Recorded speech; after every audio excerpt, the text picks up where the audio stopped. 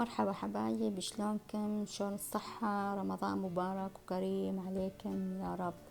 اليوم مطبخ أمتي راح أقدم لكم حلاوة من السماء، بس هذا الفيديو تعاوني مع بعض القنوات المفيدة للطبخ. إن شاء الله ينال رضاكم، ولا تنسون الدعم للقنوات.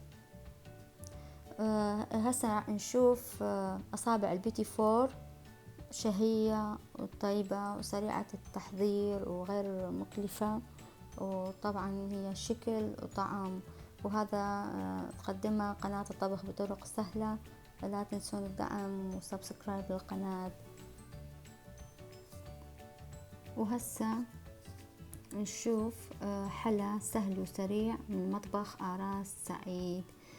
طبعا حلا وكل سهل وسريع وكشكل وأكيد طعم، ونحتاج الحلا السهل والسريع أكيد بكل رمضان، لأن يكون عندنا شغل فنحتاج لهالشكل حلا. وهذا الحلا سهل وسريع مثل ما قلت لكم يقدمها مطبخ آراس سعيد، فلا تنسون الدعم واللايك وسبسكرايب للقناة حبايب.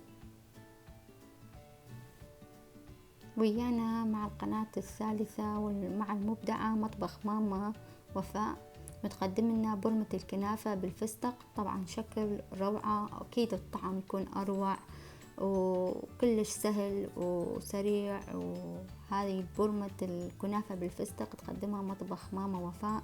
لا تنسون الدعم والسبسكرايب.